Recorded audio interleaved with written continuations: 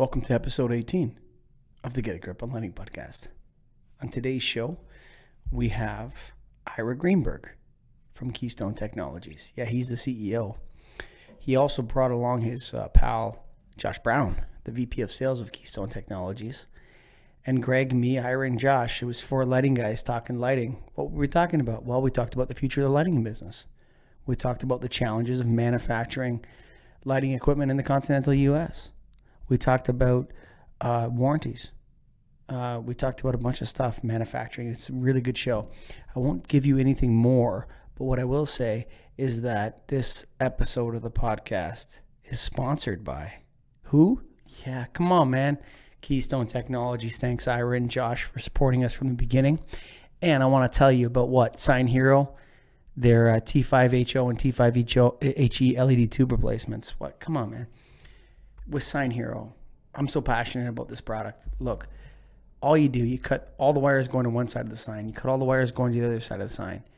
You grab one side, you put line voltage on one, you put the neutral on the other, and then you slam in a Sign Hero tube and you're done. 50,000 hours life, 50% energy savings, 360-degree illumination, and Keystone's got all the different sizes.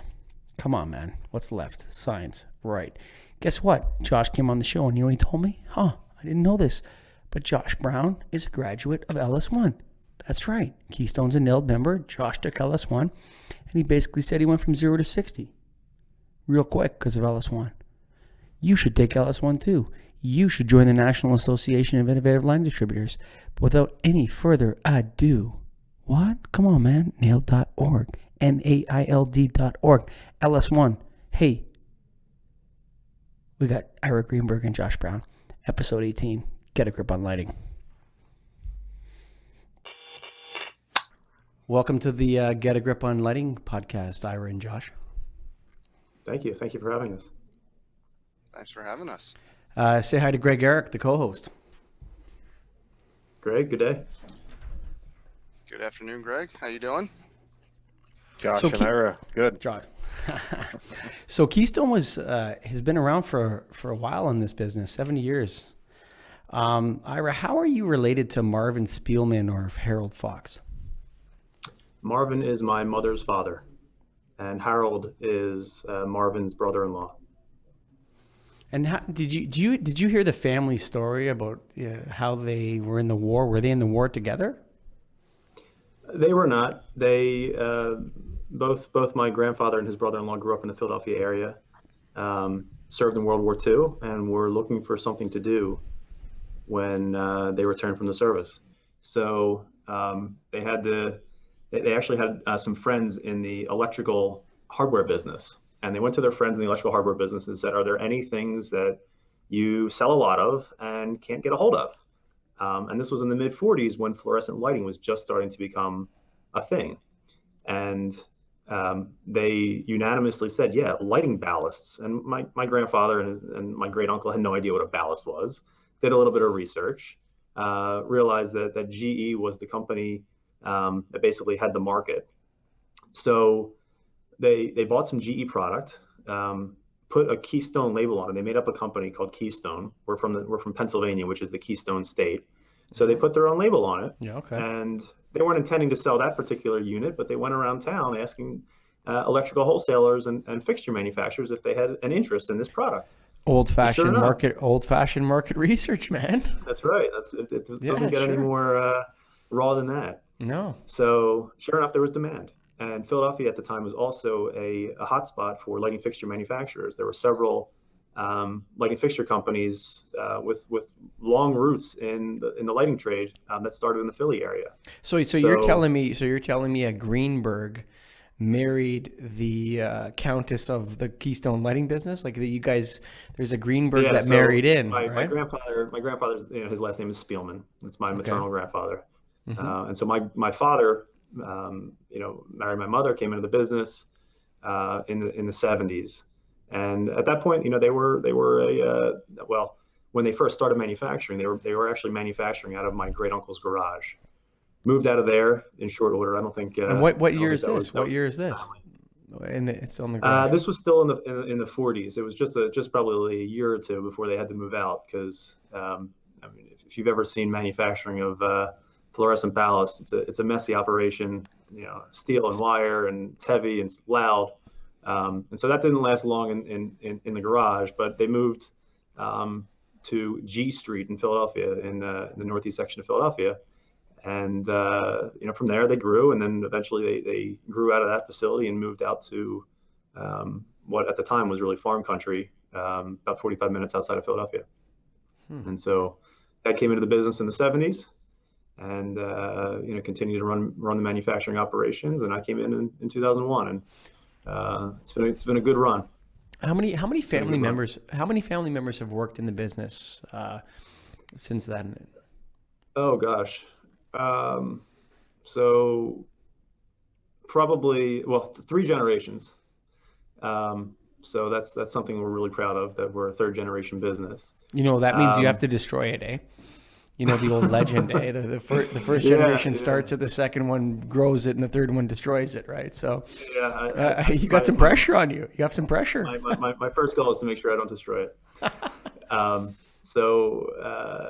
probably maybe 7 or 8 family members over the course of time. Right now I've got 4 family members, 3 others besides myself in the business. Cool. And was there a battle between you for the CEO-ship of it, or? No. It was no. We all of us really understand our roles, and everybody knows that Ira's the boss. That's what the reality is, eh? Certainly, we all wear many hats, and there's absolutely no ego. I'm happy to pick an order if I have to pick an order, and there's no egos around here. It's just get it done. It's interesting about family businesses, how much, I remember back, so I like to read The Economist, Ira. I don't know if you know that magazine, The Economist magazine. Mm-hmm, so I've been subscribing to that for years. It's kind of like a Forbes in the United States or whatever, but they were talking about in 2008 in the financial crisis, how much more resilient the European family companies were than the non-family based companies, and how those companies continued to perform and actually benefited. They actually benefited from the crisis. In some ways, they grabbed market share from corporate competitors because there was some passion there. There was some caring there. I'm in a family business. I work with my dad every day as well. So, I'm it's a with real you 100%. privilege, I have to say. And when it works well, it can work extremely well. And I think we're fortunate to be in that situation. And look, we've seen other family businesses that it's been a challenge, but when it works well, it can work exceptionally well. That's fortunately, I'm in that situation. And so what did you do? Did you work in sales? Did you work in product development? Where did you work before you became so big certainly dog? I cut my teeth in sales. It all, my perspective, and I think our company's perspective, is it all starts with the customer. So the customer is really the one we all report to, and everything from interfacing with customers to understand what products to develop. I always enjoy being in front of customers because you kind of stay on the pulse of where the market is turning to next. And I continue to be heavily involved in sales and product development, marketing efforts. I kind of grew up on the sales side of the business. Who are your customers? Not specifically, but generally. Yeah. Sure. We serve 2 primary market channels. We sell to electrical wholesalers and distributors for basically aftermarket and replacement sales. And we also sell to lighting fixture manufacturers components for them to use our branded Keystone products into their fixtures. I always like to equate our business like the tire business. Goodyear sells the Goodyear branded tire to Ford and Toyota, and Ford and Toyota put the Goodyear tire on the vehicle as it goes down the assembly line. But they also sell to all the gas stations and auto parts repair stores and so forth. So we're very similar in that respect. We sell the OEM fixture trade with our branded products going down the assembly line, coming out into a whole host of different types of fixtures using the Keystone product on the inside. And then we also sell the same product or products that are designed for the aftermarket channel, all with the Keystone brand on it as well. Which business is bigger? They're actually split very close, 50-50. but we appreciate the diversification. It's they're somewhat of a symbiotic relationship in the sense that OEMs like to know that the Keystone brand is accepted in the aftermarket, and electrical wholesalers, distributors, lighting showroom type places like to know that our product has passed the rigorous qualification standards of the OEM fixture trade. How do you position your brand? So they both pull out each other quite a bit. How do you position your brand? Like, do you see yourself as a second tier to Philips and GE and Sylvania, or where in your mind, where are you positioned? I think certainly from a size perspective, I mean, I can't sugarcoat it. We're not the size of Philips or GE or Sylvania, but I think we're quite a bit more nimble, and we fill certain niches that those guys don't cater to.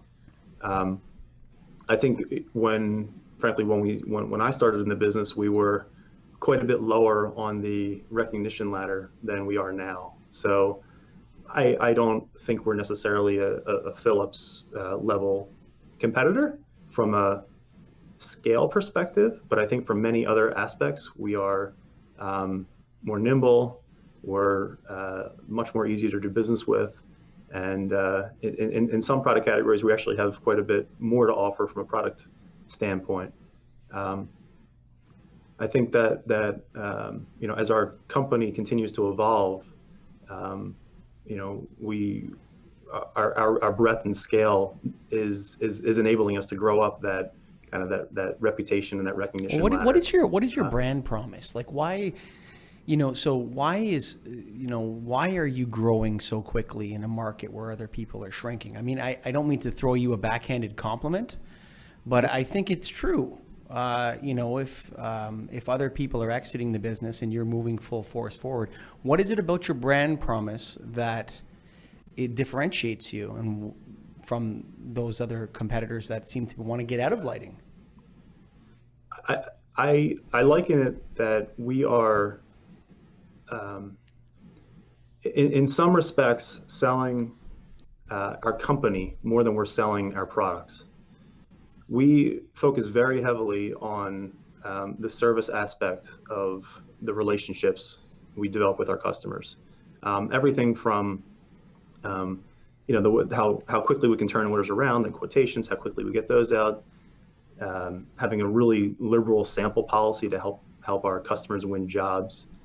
But we're also innovative in developing products that are developed by talking to and listening to our customers tell us what their pain points are in the marketplace. So we're very adept at focusing on what our customers are telling us and giving us really the direction of where we should be going from a product development standpoint. So I think when people think about Keystone in the marketplace, they think of a company that is exceptionally easy to do business with. I mean, our tagline, you can see it right on my shirt here, it's light made easy. And that really resonates with our customers, and I think they gravitate to us because of that. Where is the crux of the innovation coming from? Is it coming from your OEM side, or is it coming from the retrofit resale market, distributor market? Yeah, I think there's a healthy mix of both. The OEM fixture side of the world it's a much more technical audience. They it's a very engineering heavy customer base that we're servicing there. So there's quite a bit of innovation that's co-developed to understand what their needs are. So certainly we're listening to fixture manufacturers tell us what's needed to put into a fixture. But at the same time, we're listening to our distributor customers and end users as well to hear what it is that they want the products to do, how they want them to perform. Maybe there's certain applications where a product in the marketplace doesn't fit or doesn't meet the certain specification. We're very attuned to listening to what the market is asking for. So is that what Josh does on the distributor side? Josh, is that what you do? Oh, I just cut off the CEO. Sorry about that. I had to wake up for a second there. No, I think adding to Ira's point a little bit about there being a symbiotic relationship between the OEM and distributor side of the business. Certainly on the innovation side, they're building a lot of the driver technology that the OEMs are putting into their fixture. And on the distribution side, we're fortunate enough to coverage a lot of that innovation on the driver side, because really that's a lot of the expertise in the where the technology is based is in the driver. And then we can then take that driver and put it into different form factors. Should it be in the end cap of an LED tube? Should it be in the end cap of an HID LED lamp, or even some fixtures? Then it gives us a lot more it gives us more ability to kind of innovate very quickly, because we're working on both sides of the equation there. Now, I kind of want to generalize things a little bit more. I'm going to ask a few questions, but first of all, you guys are a ballast manufacturer. Do you still have that facility that manufactures ballast? Ballast is still we're still in the ballast business. Where is it? Our little internal joke is we may be the last people still making T12s. I think Radionic makes T12s in Chicago too, actually. Do you know those guys? Yeah, we're familiar. Yeah, look, ballasts are it's still a legitimate business. I can't say it's growing. Certainly not growing anywhere near LED is, but we've cut our teeth in that space, and we'll continue to serve it until the market tells us otherwise. So looking back at you guys, how long have you been a manufacturer? Then you were in business for 70 years. How many of that have you actually manufactured your own product? Probably 55-ish, something like that. Well, okay. When will it make sense to start manufacturing product in the continental United States again, Ira? That's something we actually consider quite a bit.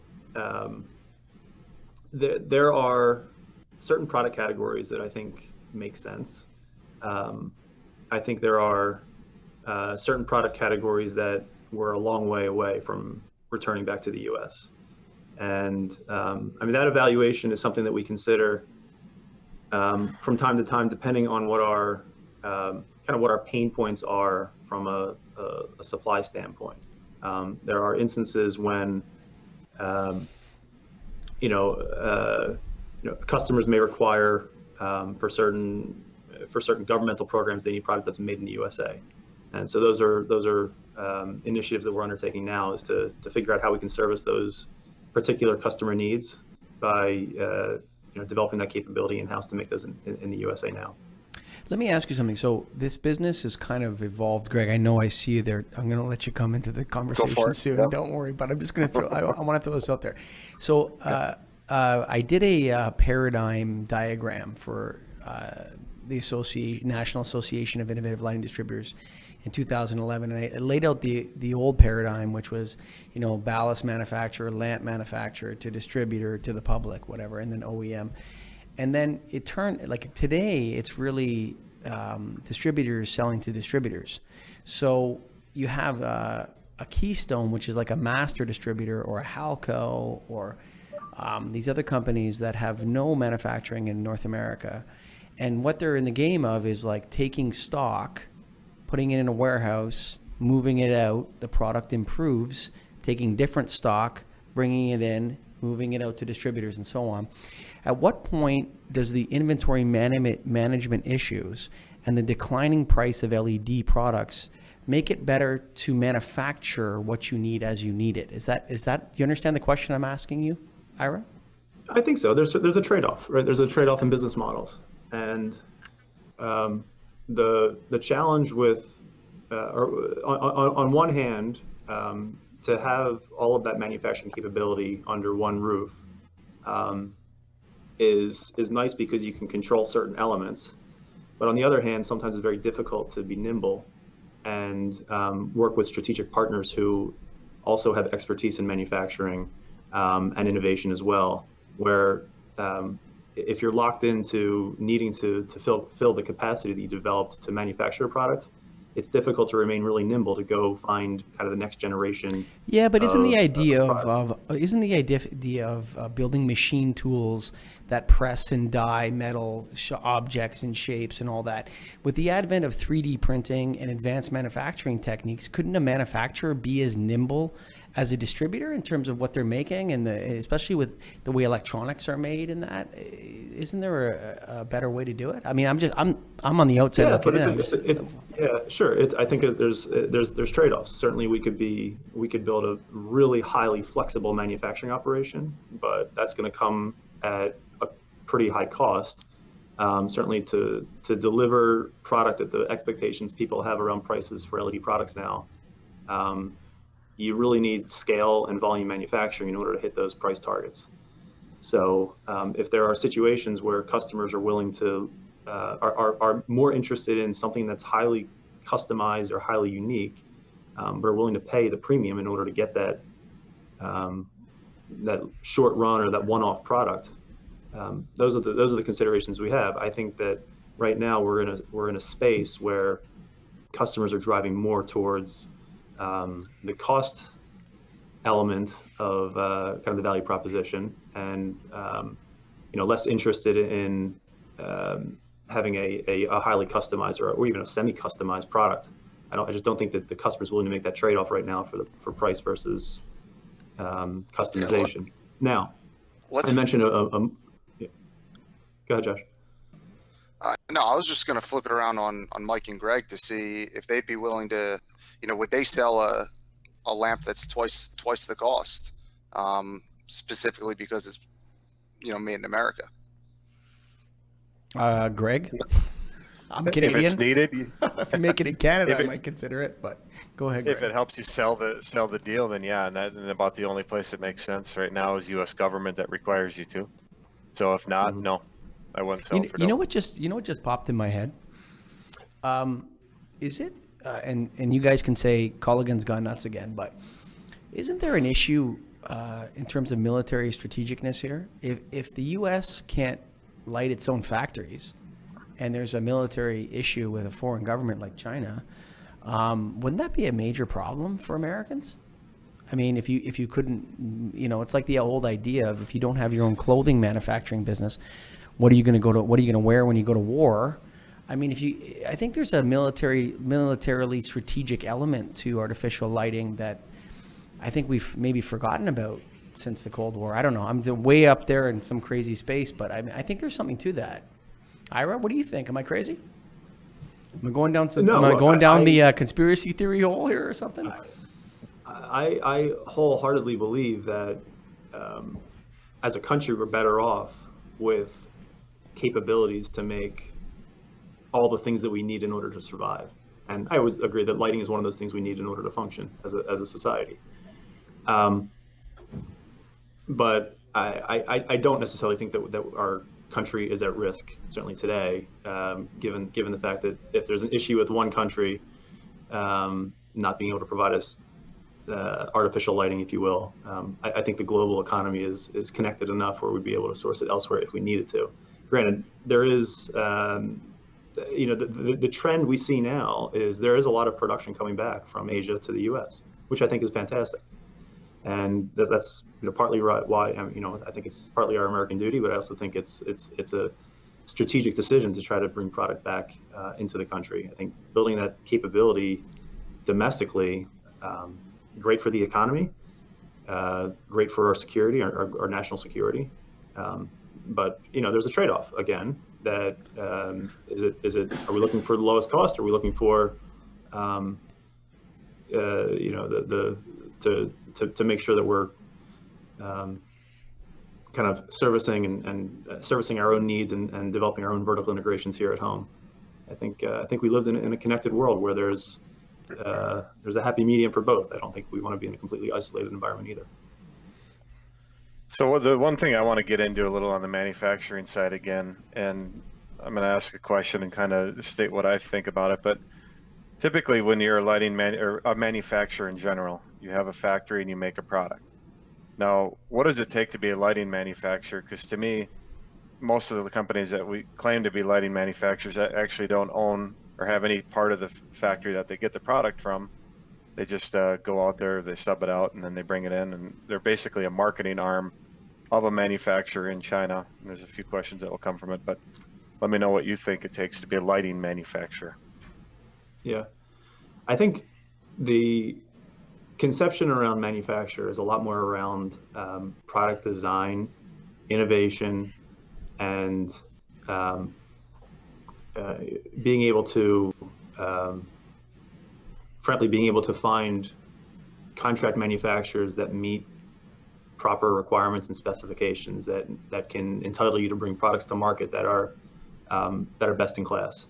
Look, it's easy to find somebody to manufacture a product.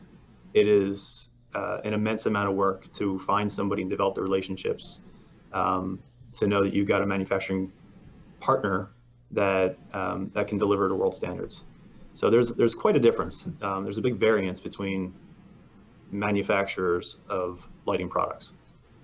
Yeah, So now where Keystone spends also- quite a bit of effort. Yeah. Josh, go ahead. Go ahead. Yeah, I would just also like to add there's, I think, another level on the back end that we're not really touching on is what happens after you sell the product. Once, Greg, you take a product, you sell it, and say there is an issue, is the company that you're working with, A, going to know how to answer the right question, and B, take care of it properly. I'm sure there's a lot of companies out there that, may go to China and get a product, and then when there's a failure, they don't have the support team available to even provide you with the right answers and the right testing and the right evaluation. I think it goes further than that, to Josh. get you to the bottom. Josh, I think it goes further than that. I think it goes to the point where they haven't even considered it. They don't care. Sure. Like there's a lot. There's the people that are just, hey, you know what? Yeah, 50,000 hours. Yeah, woo, 50,000. Yeah, and then who cares? They're gone. They're gone. Toronto has the city I live in has 750,000 immigrants from mainland China. So there's tons of LED stores all over the place, private label stuff everywhere with all sorts of warranties written on it. And guess what? They haven't been in business for 70 years. Okay, so like Keystone or whatever, they've been in business for 10,000 hours, let's say, right? I mean, so you're right, but what is Keystone? How is Keystone different? Like, say it on the Get a Grip on Lighting podcast. Somebody has a defective product. Is it onesie twosie defective product? Is it you only move in when there's catastrophic failure? What is the point at which the warranty kicks in? One piece. Sorry. Honestly, if there's ever an issue on any size job, we are a one-stop call whether it's the power supply, the light source, whatever it is.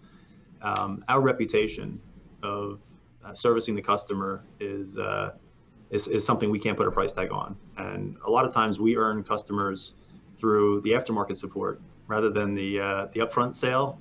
We find that we actually create a lot more value with the customer in aftermarket support by them experiencing anything, whether it's a true failure of the product or a kind of an installation failure. There's lots of those that happen, whether something is installed incorrectly or whether something is struck by lightning, which is really nobody's fault. We take care of all those, and I think that just goes to show that it's just that we're such a service-oriented company that we do everything we can to strengthen our relationship with our customer through aftermarket support, and our reputation, I think, speaks for itself around that. Do you guys worry about how much control you have over these contract manufacturers you partner with in China? Sure, but that's something that's kind of a pillar of our organization in managing those relationships. Many of the relationships have been generational. So, my father is still in the business, but in some cases it's more than 30 years. So, we're not a company that goes on trips to Asia just to look for the next cheapest guy. We develop very long strategic partnerships. There's tons of processes that we have in place that are reviewed regularly for compliance. I think a lot of people don't appreciate the effort it takes to source globally and do it properly. Yep. And so as far as products, you say your LED tube, for example, do you have multiple contract manufacturers who can make that same item for you? Yeah, I mean, I can't get into the details with you, really, where our material's coming from, No. but we have redundancy. Come through on, our Greg. Come on, supply buddy. chain. Give this guy No, a I'm break not here. asking. Come on. I'm saying, let's say something happened to your primary producer of an LED tube. Just say pick whatever one. I'm not going to pick a brand or item, but what happens if they shut down? You have somebody else who can jump right in, no problem. Yeah, we have multiple redundancies throughout our entire supply chain on every category of product. Let me throw something. Let me change. I couldn't Greg. sleep at night, Greg, if I didn't have that in place. Yeah, no, I change. gotcha. How is the declining price of LEDs affecting your business? Like, it seems like for me, I have to sell more and more and more LEDs every year in order to maintain a revenue or even grow. How is Keystone managing that? I mean, the declining price is a problem has been noted. If you go to Edison Report, you'll see it right away. How are you guys managing that? Are you selling more and more product every year? That's a big problem for this business. So sure, prices are declining, but volumes are also increasing. Look,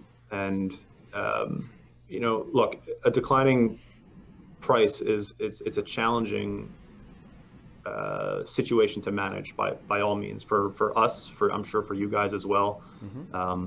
We find that a lot of our customers don't want to bring in stock because of the situation. We actually find that we can provide.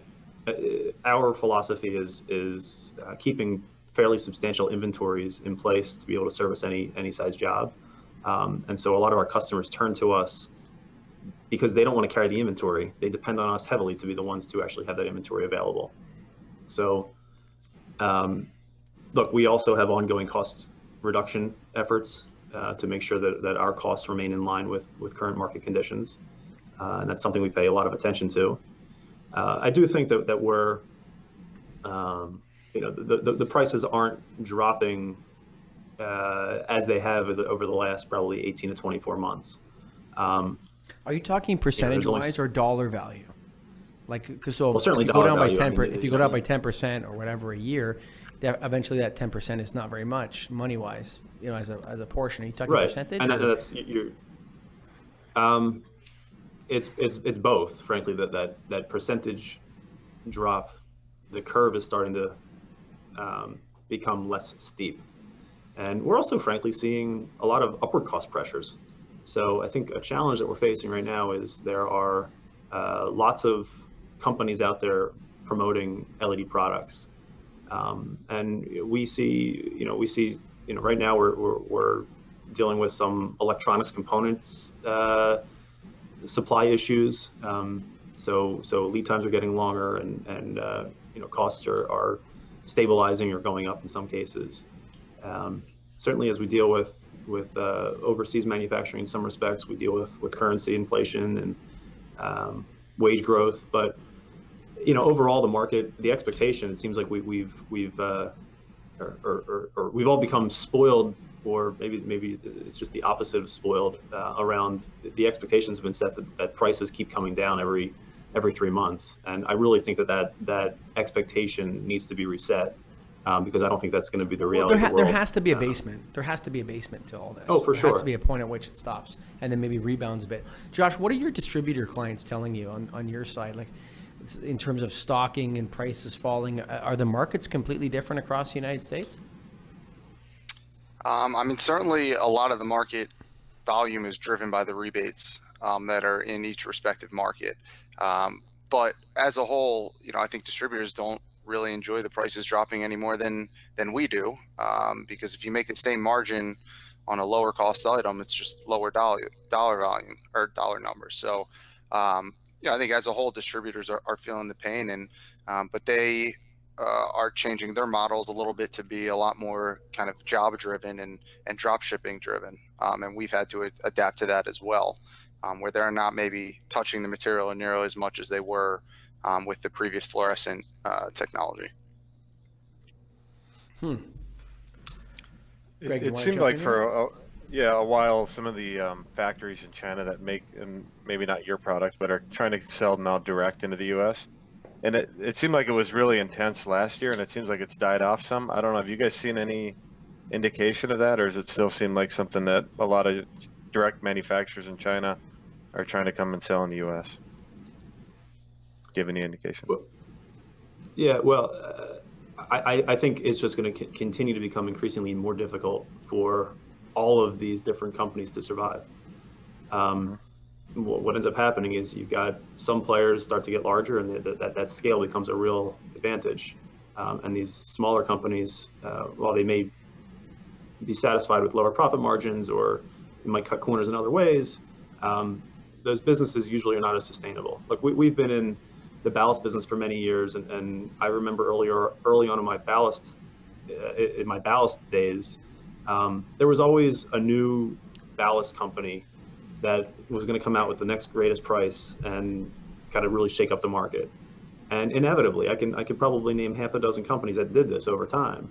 They were always in the business, made a splash, and then got out of the business. It's just not a sustainable business model.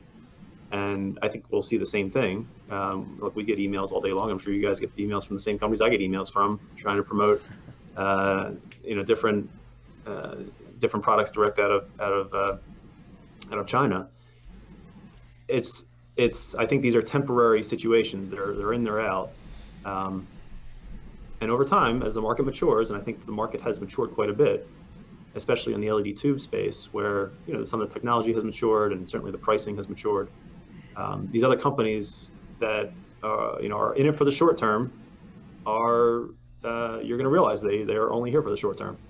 Well, there will always be somebody else who wants to come in for a lower price. Yeah, the barrier to entry is almost too low for that. Like Josh, when did I see you in China at the Hong Kong Light Fair or something like that, 2015? Did we see each other there? Sounds about right. Yeah. Yeah.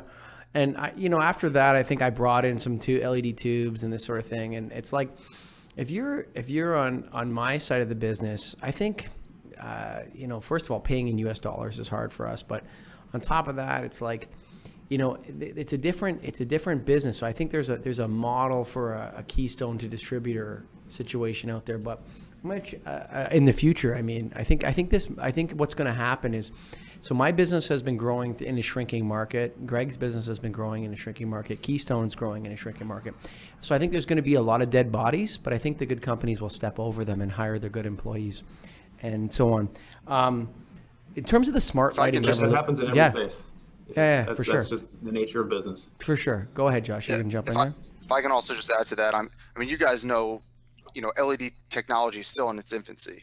There's a lot of companies that have been around for a year or two, and maybe 5 years ago they started importing products and just blasting the market with low pricing. Now you're starting to see a lot of those failures come to light, no pun intended, prior to their 5-year warranty.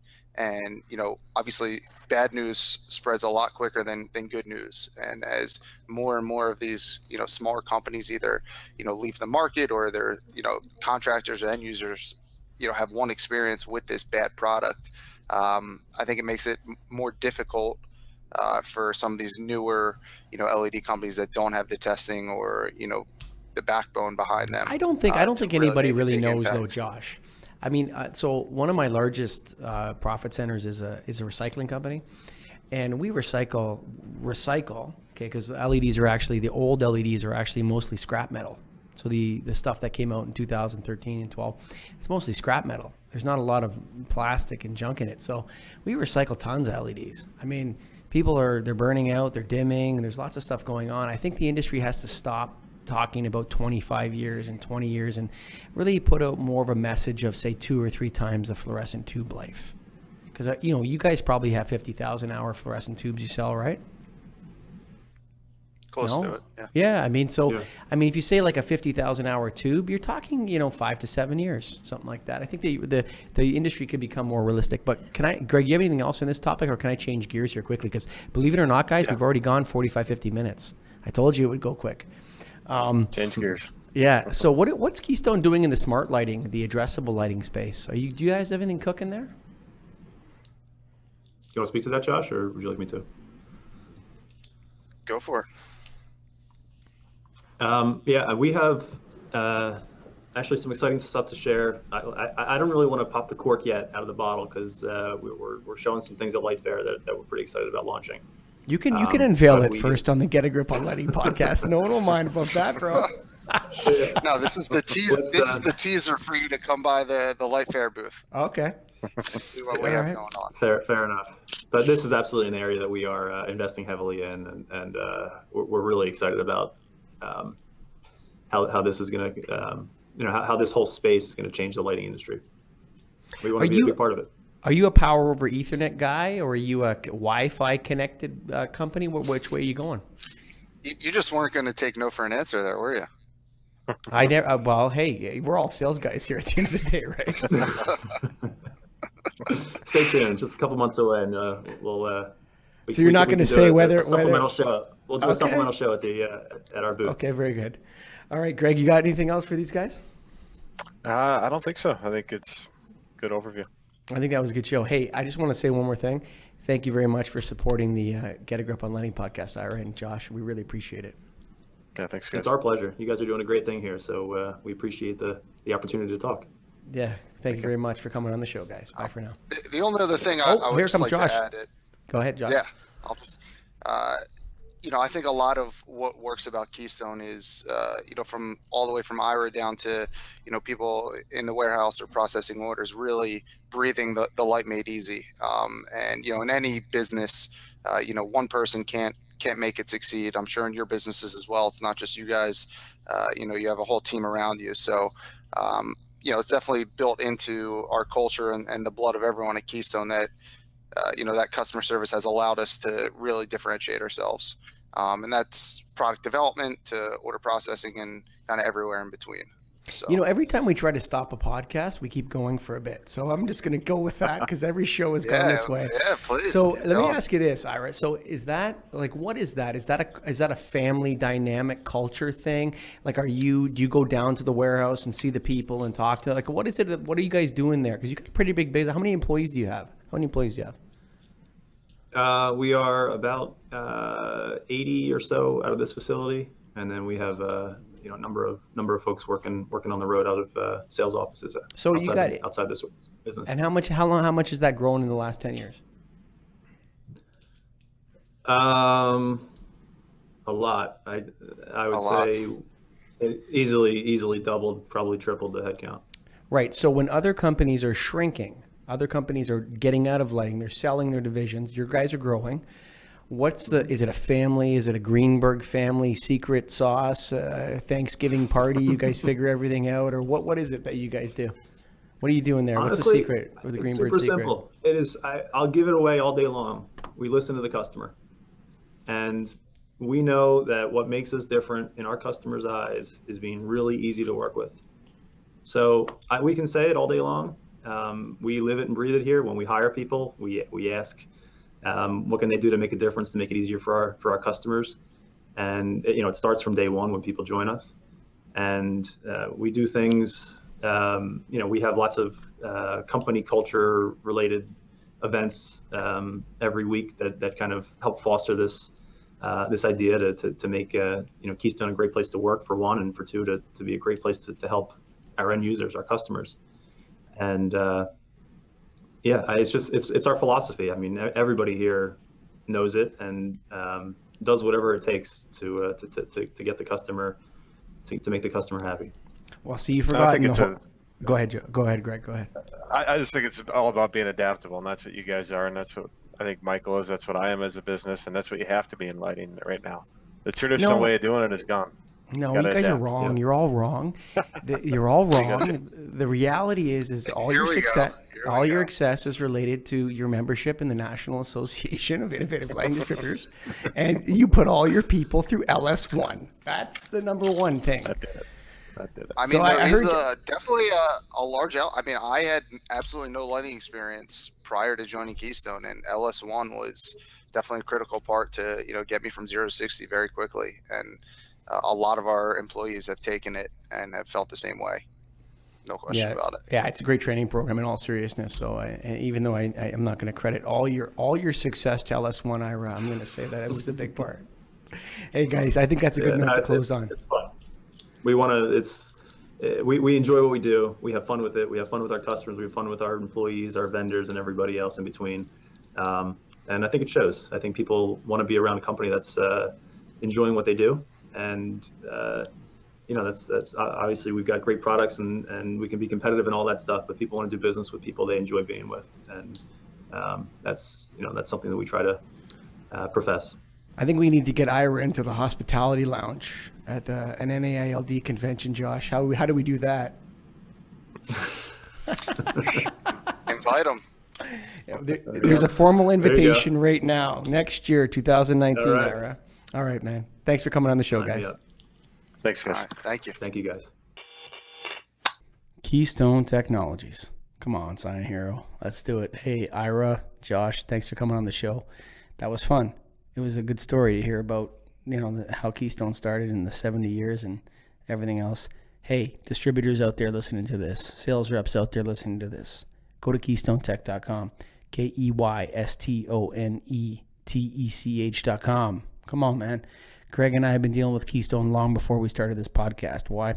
Because they're easy to deal with. Just like Ira said on the show, light made easy. It's the truth. It's not that we only deal with Keystone. We have other suppliers, but Keystone is a great partner for us, and we think you should check them out. KeystoneTech.com. Remember, Josh Brown took LS1, got his sea legs under him in the lighting business by taking that course.